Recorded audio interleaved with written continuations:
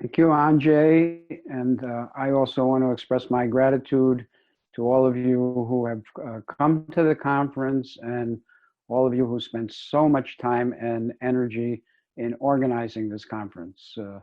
When I watched the preliminary part and the scenery of Malaysia, I wished that we could have been there in person, but we will make do with what we have. So following this image or metaphor of the flower, the next part after the stem is the leaves. And to practice the idea of the whole world is a single flower, Zen blooms everywhere, not just having a good idea or a good feeling about it, but actually to practice it, requires a certain openness like the leaves of a flower have. That openness for the flower is to turn towards the light and absorb the light. And so a certain openness is required to practice this whole world is a single flower, Zen blooming everywhere. When I think about this, two teachings appeared for me when I thought of it in weeks prior to this. One was a teaching by Zen Master Linchi, who was a great Zen master who lived during the Tang Dynasty period in China. And the other was a particular chapter in the Lotus Sutra. So I'll say a little bit about each one. Zen Master Linchi one time taught the assembly, and he said, your true master, your true teacher is always just in front of you. But to be able to recognize that our true teacher is always just in front of us requires a certain kind of listening and looking clearly. There used to be a sign at railroad crossings in the United States. It would say, stop, look, and listen. And so to recognize your true teacher is in front of you, you have to stop, look, and listen. In some monastic training, they have what's sometimes referred to as following the rule of obedience. And the rule of obedience means to be able to listen to the instructions of your training monk or nun and to follow them without question. And the actual root of the word obedience in English comes from a Latin root, which means to listen, to hear. And so the practice of obedience in monks' training is not just to become a servant to the training monk, but to really develop the skill to listen to the true message that is being delivered rather than listening to whatever we hold and say to ourselves most of the time, our concepts, opinions, our wants and needs. Once when I was in Korea at one of these Whole World's a Single Flower conferences, a small group of us met a Canadian nun who had been training in Korea. She went to Korea originally, I think, to teach English, and then got enamored of Buddhism and became a nun there herself. And she was describing to us what her initial training as a monastic had been.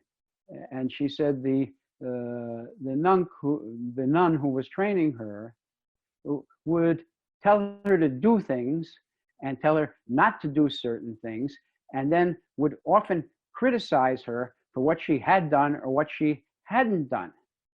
And she would sometimes, resorting to her habitual ideas, try to defend herself or explain herself. And as she would get a sentence or two out, the training nun would just say, "Why are you still talking?" So often we're talking internally and not really listening to the true message that's being delivered at that time.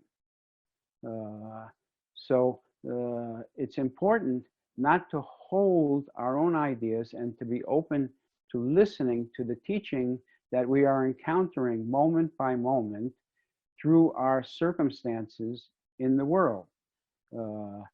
Here's another example of this same kind of obedience training that was given to me. So it's not just for nuns and monks. When I had been a student of Zen Master Sungsan's for a while, and he saw that I was serious, he said to me one day, he looked at my face, and I had a beard then just as I have now, and he said, cut beard is necessary. So, many times we become attached to our appearance and build a kind of persona around certain things. So he said, cutting your beard is necessary. He was testing how attached I was to it. So I said to him, well, Zen Master, I can do that, but I should tell you that I grew this beard because when I started practicing psychotherapy, someone told me, your face looks very, very young. I have a kind of baby face. And if someone is coming to you for psychotherapy and they look at you and you look like you're about 16 years old, they're not going to really believe in you. So why don't you grow a beard and you'll look a little older, and that'll help you in your psychotherapy practice helping other people. So when Zen Master Sungsan heard that, he said, oh, that beard is not for you. That's a beard for all people, a bodhisattva beard. So cutting is not necessary. And after that, he never mentioned it again, and I never cut my beard. So in any case, listening and perceiving clearly is what's necessary to receive teaching moment by moment from our circumstances and situation. In the Lotus Sutra, the Lotus Sutra is a very vast visionary teaching. It's like being in another universe, not our everyday world here on planet Earth. In the Lotus Sutra, Buddhas are appearing in the sky and staying there and conversing with Shakyamuni Buddha, who is then sitting on Vulture Peak to give teaching. And bodhisattvas, great advanced practitioners, are springing up from the earth, thousands of them all of a sudden. And the Buddha says, these are all my students. But he could never have taught all those students in one lifetime. And in another section of the Lotus Sutra, a young dragon woman, young dragon girl, 8 years old, snaps her fingers and instantly becomes a Buddha. This is the usual kind of imagery that's used in the Lotus Sutra. And it's as fantastic as it is, it's suggestive of practice in certain ways. But there's one chapter in the Lotus Sutra that is not like this at all. It's very down to earth and has a different tone. And this chapter is called The Bodhisattva Never Despise. So it begins by the Buddha is having a conversation with a great celestial bodhisattva who has come from somewhere else in the cosmos to visit the Buddha. And the Buddha says to this man, greatly accomplished, long time ago, millions upon millions of years ago, there was another Buddha who taught.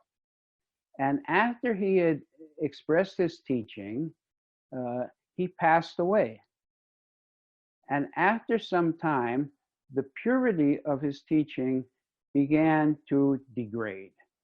And so people who were following the Buddha's teaching after his death took it superficially and became rather arrogant about what they thought they knew and what they thought they had attained.